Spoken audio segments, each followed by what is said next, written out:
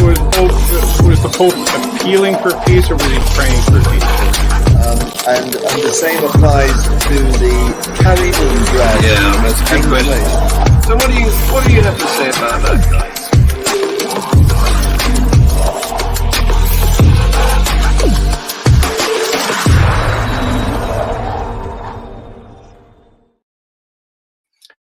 Good morning, afternoon, evening, wherever you are, and welcome to the latest edition of Views on the News. Now, I never know who's going to turn up. Obviously, I have a list of 10 or 12, I don't know how many there are on it now, but likely people who have agreed to be on that list. And last week we had, in addition to me, we had 6 other people on the panel. Today, so far, we've only got Guy. Welcome, Guy. Hello. Obviously, the cream has floated to the top tonight. Oh, absolutely. Yes, of course. Okay, we never know. Some people might join in late. They do that sometimes. Anyway, let's hit the road and see what we've got to talk about on the news that we reported, Momus and I reported on Global Atheist News, because if you haven't caught up, we've now got an Islamic correspondent who takes the first half of the Global Atheist News show. And since Islamic items of news are a plethora today, he gets a fair crack of the whip, but he's not here tonight. So I'm going to read to you some of the items and get your feedback on them, Guy. Tell me what you think. Right. This one is about a little heard of corner of Russia called Dagestan. Oh, yeah. Where it's in the Caucasus, the North Caucasus, where there is an airport, Dagestan Airport, and a large mob shouting anti-Semitic slogans stormed the airport last weekend. And the video footage showed an angry crowd running through the airport. It's in an area called Makachkala, and they were looking for a flight which was scheduled to arrive from Tel Aviv. So the mob rampaged through the terminal, asking staff where the Jews were. These are travelers that they were expecting to come off that plane. Some of the crowd ran onto the runway and surrounded aircraft there. Hundreds of people went through the terminal, and some were waving Palestinian flags. And they were shouting anti-Semitic slogans and chanting Allahu Akbar. Give us your response to that. Well, I mean, see, this is going to be similar to some of the other reports, I think, that'll come up. And that is that, certainly in this country, Muslims, mainstream Muslims, have been trying hard over the last few years to show how peaceful and, socially responsible they are and how friendly they are and all this kind of stuff. But all the time at the back of their minds, whenever something like Israel and Palestine happens, there's a sort of closing of the ranks, and they return to there's the root ideology, which is problematic, namely Islam itself. Islam itself, I'm afraid, does have some nasty side to it, and this is one of them essentially. They feel aggrieved. I think the whole of Islam feels aggrieved at the way that the Palestinians are being treated, and I can really readily understand how they feel, because it is awful the way that they are dying in such numbers. Yes. Notwithstanding the horrors that they've inflicted, the outrage really that Hamas rather have inflicted on the Israelis. So this is the problem, I think. That's the sort of response that's likely to happen, and I'm afraid it's also predictable that in the West there will be terrorist outrages. And there are, yes. Generated. Yeah. The trouble with this, as you say, is that we've got two combatants who are equally terrifying. Yes, and also both of them have some sort of just cause behind them. That's the other extraordinary thing. They both feel, they've got some justice, that they're not being. They think they have just cause. Indeed, yes, they do. And what this uprising has done in Israel is it's brought out of the woodwork the diaspora of Islam all over the world. Yeah, and we're going to be referring to that in some of the items coming up. Yeah. Right. Anyway, finishing off that one about the Dagestan airport mob. Yeah. 60 of them were arrested. And Israel has urged Russia to protect all its citizens and all Jews. So there you go. Yeah. I'll just show you a bit about the next item, which is in London, because as you said, this is going to spin off to other parts of the world. And take a look at this. It's Free Pakistan March in London. Free Pakistan. Palestine. Yeah, Palestine. Yeah. Sorry. Yeah.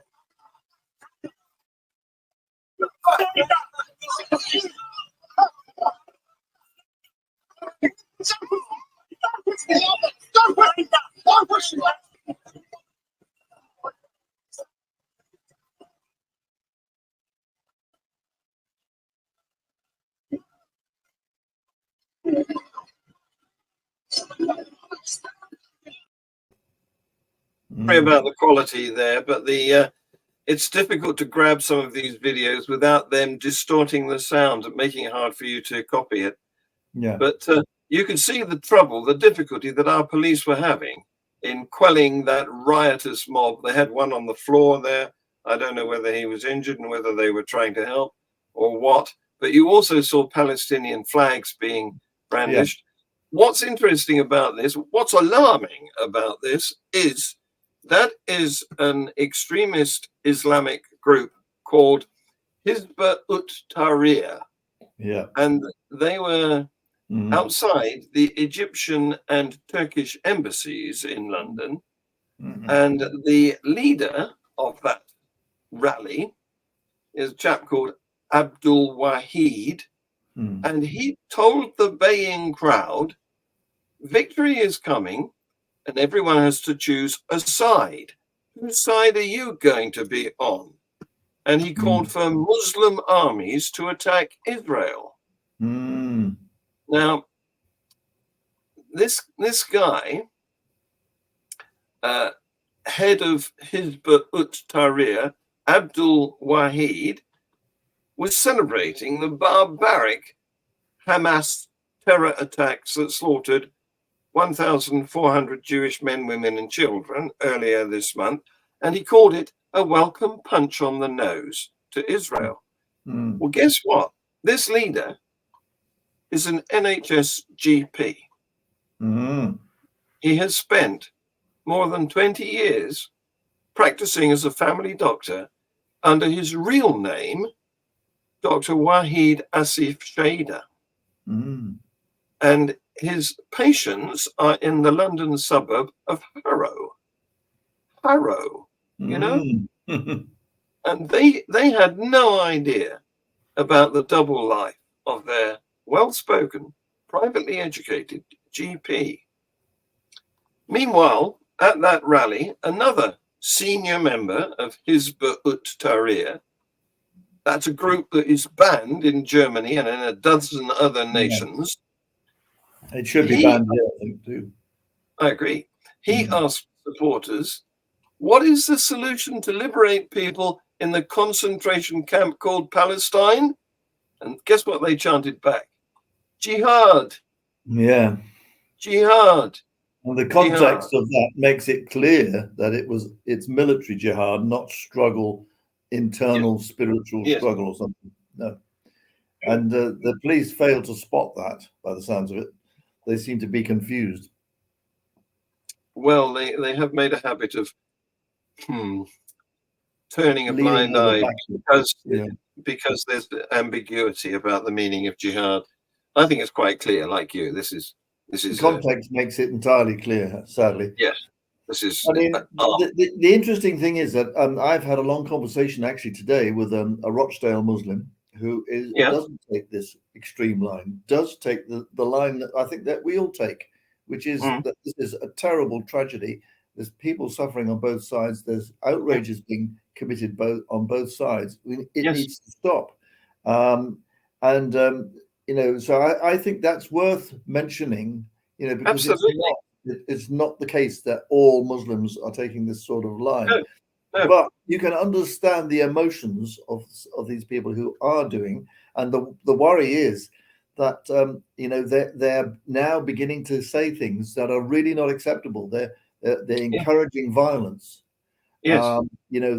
And if they're encouraging violence with their words, what are they doing in actual practical terms? That's the other worry that we have. And absolutely. And if somebody like that is a GP, one wonders whether really they should be a GP, because I'm not sure I'd want to be treated by someone who was a closet terrorist. No, if that is. I mean, we don't know all the facts.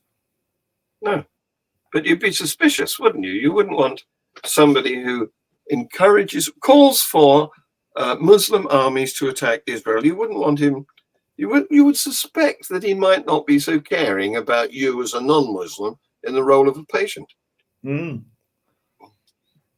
So, staying in London, unfortunately, there's a Hamas fugitive and former terror chief who is based in London. He's no longer active, I guess. He might be retired, perhaps.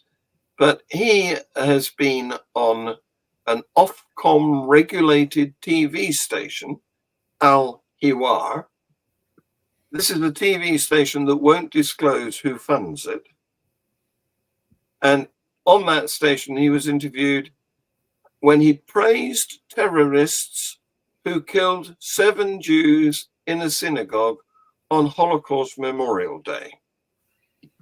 I'm afraid that this kind of thing is happening, quite a bit from what I can only describe as the sort of fundamentalist Islamic section, and they're not a small number. There seem to be quite a number of them, and they keep popping up, and it's very worrying. I certainly think that the Charity Commission must take a much stronger line with synagogues as well as mosques, where people are promoting violence, jihad, and celebrating terrorism. And I wonder whether they're doing that, and are they funded even to do it?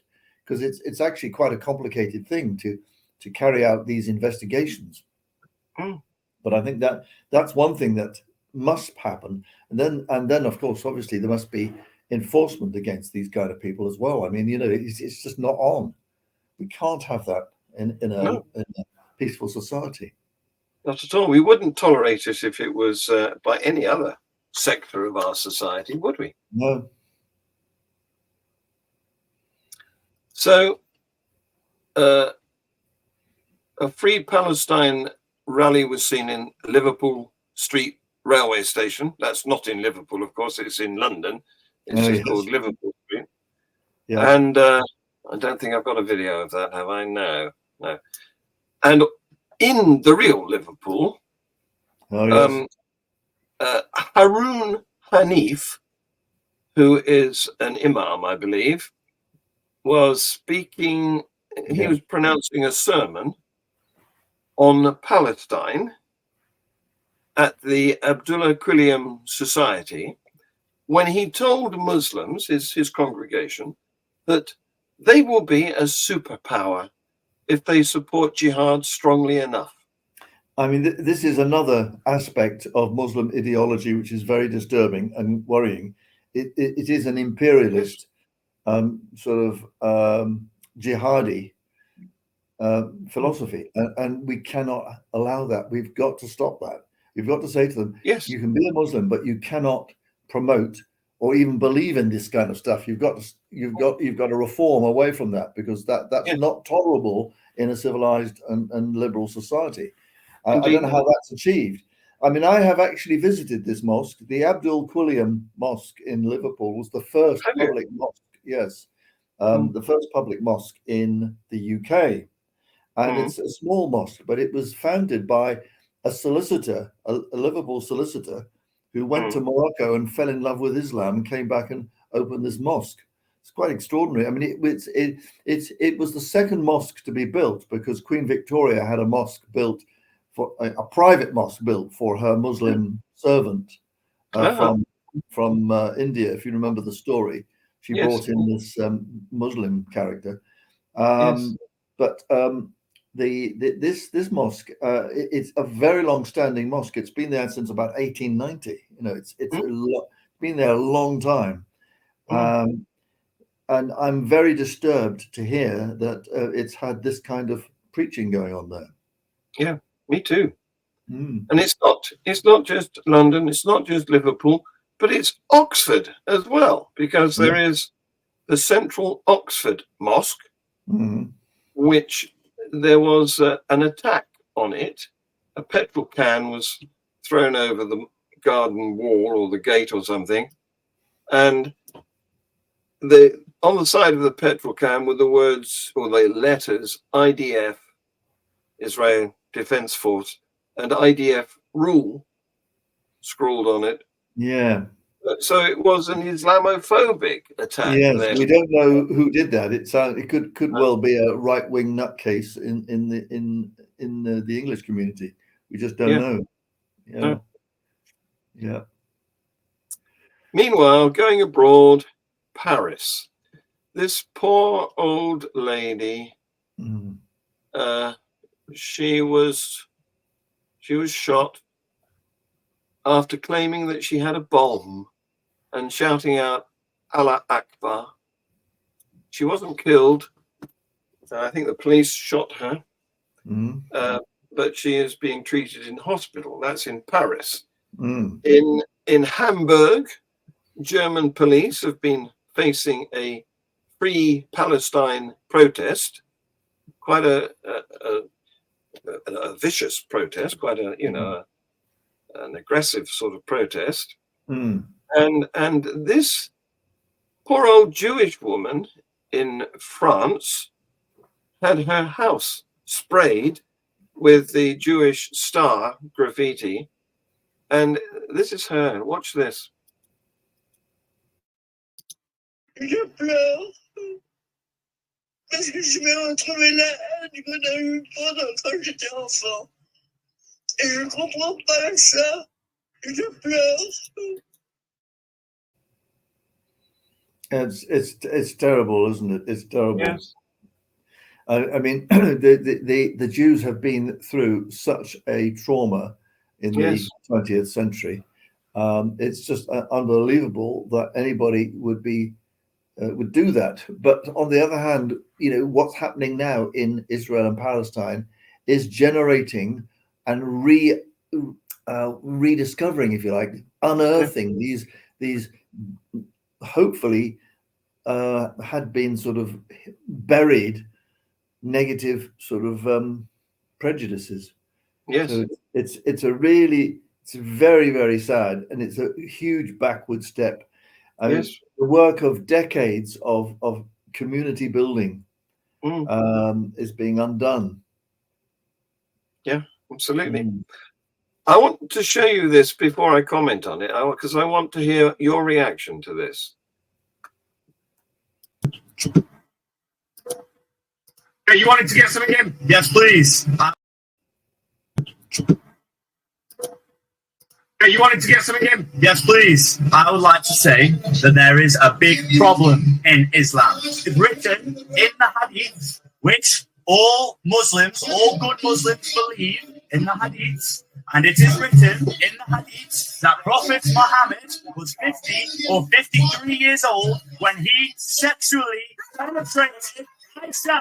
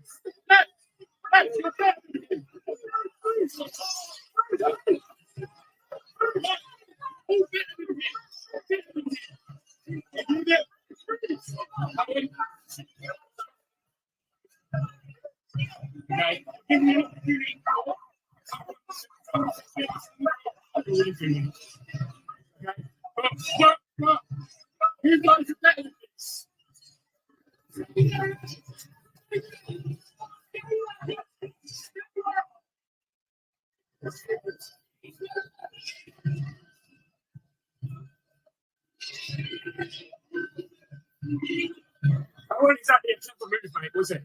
It was a very clever move. You really think so? You know these people like you. You know these people like you. How old was Joseph? How old was Joseph? How old was Joseph? So, what do you think of that? Yeah. I mean, this is bad news, because the reality is that he's correct that the Prophet Muhammad did marry a 6-year-old girl when he was in his 50s. He didn't actually have sex with her, according to the Hadith, until she was 9. You've got to start. I think we've got to start by saying that actually the Hadith were largely created and fabricated some hundreds of years after the events they were supposed to. So we don't really know if any of this is true, but it is believed in by the Muslim, the Islamic community, and they don't like being reminded of it. They are offended by their own religion, basically. Yes, crazy though it may seem, they are, and it's good news that they are offended by it. Yes. But I'm not sure if their offense is because they don't really agree that it was a problem, or whether they just feel defensive and they don't like any criticism being leveled, even if it's justified. Yeah. And they're not offended. Yeah, go on. Sorry.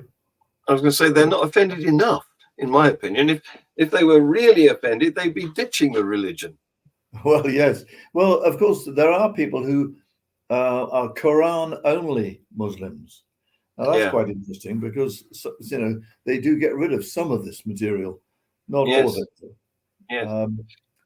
Yeah. Well, it seems to me in that video that this obviously English man, ethnically, if that's possible, as English as you might possibly be, in what seems to be Stoke, because there's Radio Stoke on the window there, which is the Potteries, isn't it? It's the southern Midlands. It's not far from Manchester, actually. Yeah.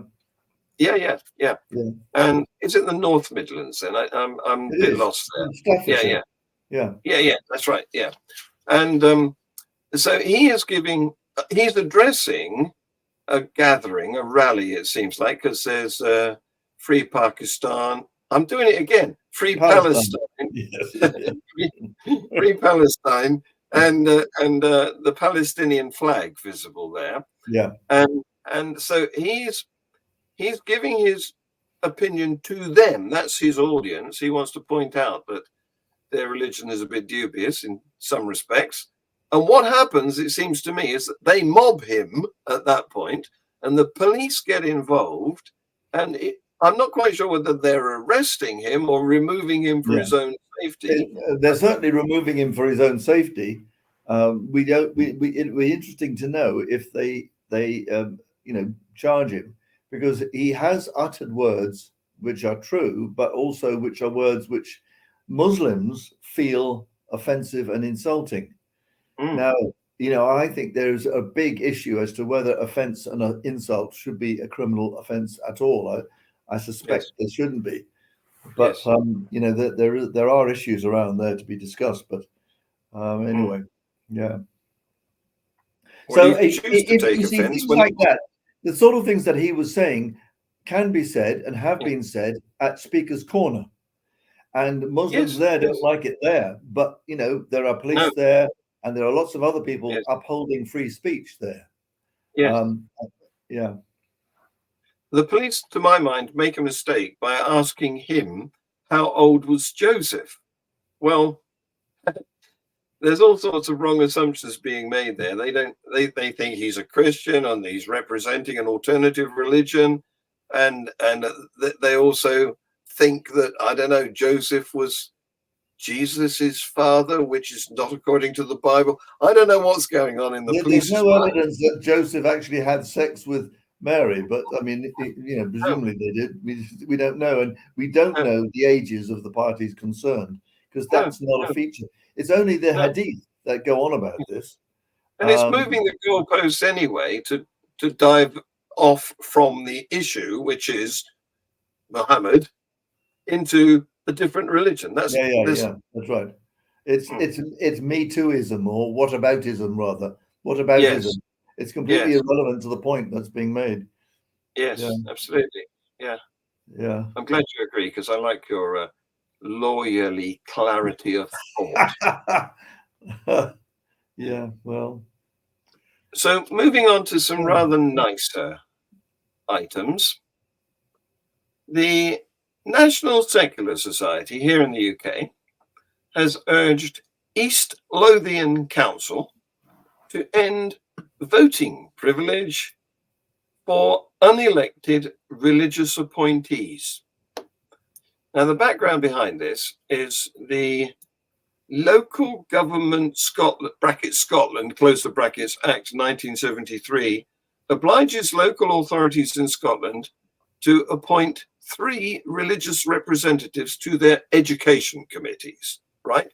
So this council, East Lothian, has an Education and Children's Services Committee. And it's got 12 elected members, the councillors, and 4 unelected members, consisting of 3 religious appointees and 1 trade union representative. They all members of this committee have full voting rights on matters affecting education policy.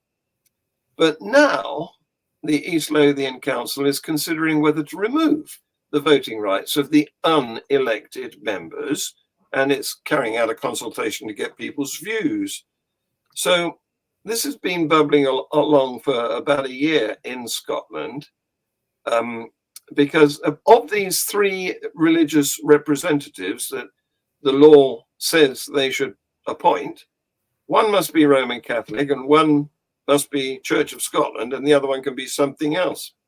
But already in Scotland, councils are removing voting powers from those religious representatives. The City of Edinburgh has done so, Orkney Council, the Highland Council. They removed the privileges back in May, and then in June, Fife Council and Stirling Council removed the privileges of the religious committee members, and Perth and Kinross Council, Moray Council and the Scottish Borders Council have also removed the religious representatives' voting powers. So it's progressing in the right direction, wouldn't you say? I would say so. I mean, it is an extraordinary anomaly that these people are allowed to have voting rights. It's one thing having people present, who might be regarded as experts or something, but Yes. Voting rights is quite wrong. And I would have thought that what's required is a Scotland Act to reform this thing, across the board. But I don't know who has the power, whether the Scottish government has the power in this area. No, I don't know whether it's in the devolved Yeah, powers area. domain. Yeah. Anyway, before we get on to the better news, there's another sad item of news, which is about this young lady. Is it going to come up? Come on. Why isn't it loading? It'll do it. It's just thinking about it. Do you want to tell us a bit more? Shani Luke, her name is. And there she is. She's finally managed to do it, my poor old computer. She was a party goer who was, you remember when the Hamas fighters invaded Israel on October the 7th? They took over. There was a party going on in the edge of the desert there. Yeah. And there was music and a lot of young people, and she was captured. And she was paraded, battered, broken, semi-naked, while Hamas men spat on her. And she's now, according to her mother, she's now dead. They wondered for a while whether she'd been made into a hostage, but since then they have found a part of her skull. My goodness. Yeah. So there's barbarity going on there. Well, we had heard that there was barbarity. Yes. This is just, I mean, the thing is that the interesting thing I heard the other day, was it yesterday on the news? An Israeli general was not talking about Hamas. He used the phrase Hamas ISIS. So we do know that there is an ISIS element in Gaza, but he's now basically, treating Hamas as pretty much the same as ISIS. I think they're ideologically slightly different, but they have the same aim, which is sort of, religious warfare, essentially. Yeah. Well, of course, Hamas is, obviously national liberation, whereas ISIS is liberating all, so-called Islamic lands. So it comes to the same thing, really. Yeah. Yes, a caliphate. They want the entire planet to be a caliphate. Oh, they do. Yeah. What I don't understand is why the Muslims don't get together and elect themselves a caliph. What's the problem? If they want a caliph, let them have a caliph. Yes. I don't think they're used to elections. No, I think that's the problem. That if one lot decide, oh yes, we'll have the caliph, the other lot will say, no, that's not right. We want this person as our caliph. So that is a problem. Yeah. So here's a bit of good news. It's about RE, religious education, in Australia. There was a meeting with the education minister of the whole of the country of Australia, not one of the states. And one of the Rationalist Society of Australia ministers, or an MP, was questioning this education minister, Prue Carr, about whether or not the nation would adopt what has previously been the practice in Victoria State of making religious education happen during lunchtimes or after school, rather than in the normal teaching day. As they've done that already in Victoria, and they think it's a good idea because their point of view is that putting it in the timetable means that students get less of the real learning, and not only that, but it allows religious missionaries to take over classrooms. Which is, well, I'll show you a video on this and let you see how close it's got. Deputy Premier, is the Labor government committed to ensuring special religious education is available at government schools? Yes. Deputy Premier, can you rule out any changes to the Education Act? In relation to what? Sorry, in relation to special religious education being available at government schools. Can I rule out changes to the Education Act in regards to SRE? Yes. Yes. I acknowledge we're not in Victoria, but I also note that that's good. Yep. Yeah. Your colleagues down there shifted these lessons to lunchtime and after school hours. Can we rule out this occurring here? Acknowledge that you acknowledged I'm not the Minister for Victorian Schools. Yeah. That's a good starting point. Can I rule out changes to SRE in line with the Victorian changes? Yes. Yes. Thank you.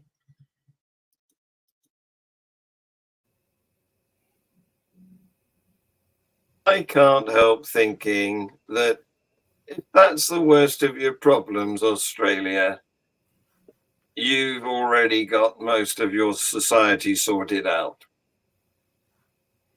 Yeah. Compared to the rest of the world, you know, where different members of religions are biting lumps out of each other and causing various heinous atrocities, all you've got to argue about in Australia is whether to have RE during class time or not. Yeah. Finally, you ready for finally?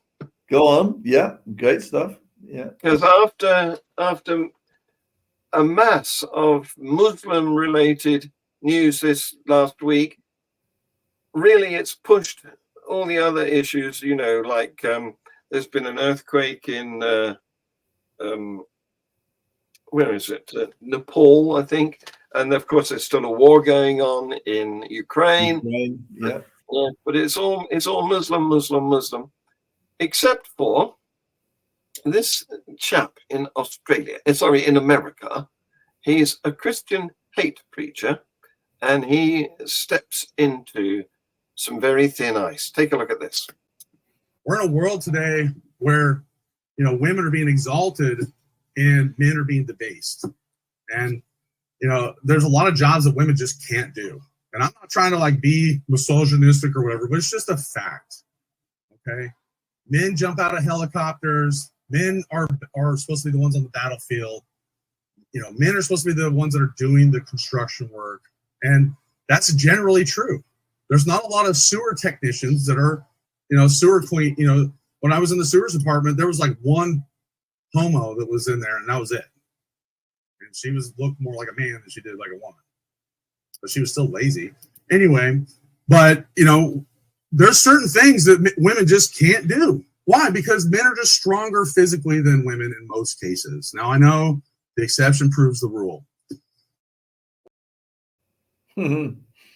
Oh well, it's you don't often hear that kind of, you know, fruit cakery these days. But you know, I suppose, you know, it's all there on the internet. Yeah, he should keep his mouth shut, really, shouldn't he? Because every time he opens it, he reveals another bias. You know, he's obviously homophobic, misogynistic, you name it. But I mean, what is amazing is that a lot of these cults, you know, these misogynistic sort of traditional conservatism cults and patriarchal movements seem to have quite a lot of women there. They seem to like it. Some of these. Now, what's going on there? You know, are they being? Is it an indoctrination that they can't see? You know, where their own interests lie. Yeah, it is odd. Yeah. Well, if you want to go into that, why do all the women in Muslim countries submit to a scarf over their head, or worse? Well, they don't. They are doing in many cases. Yeah. But I mean, if you go to Turkey, what's nice about Turkey? There are some nasty things about Turkey, but what is nice is, from my observation, I've only been there a couple of times. You know, women are completely free. They can either wear a scarf or not wear a scarf. It's entirely up to them. There doesn't seem to be a lot of pressure. Yeah, it depends when and where, because there are parts. If you go to the cities like Istanbul, which is I've been to Istanbul, but that was 8 years ago. So and it's got more Islamic since. But if you go to the rural areas, there's still quite a lot of hijab wearing going on. You know, as usual. the cities are more enlightened than the countryside. Less conservative and more liberal. Anyway, Guy. All right. Cheers. Thank you very much. Yeah, nice to talk to you. Cheers. Likewise. Yeah. Bye-bye, everyone. Take care. Russia was the Pope appealing for peace, or was he praying for peace? And the same applies to the carrying on drag. Yeah, that's a good question. So what do you have to say about that, Guy?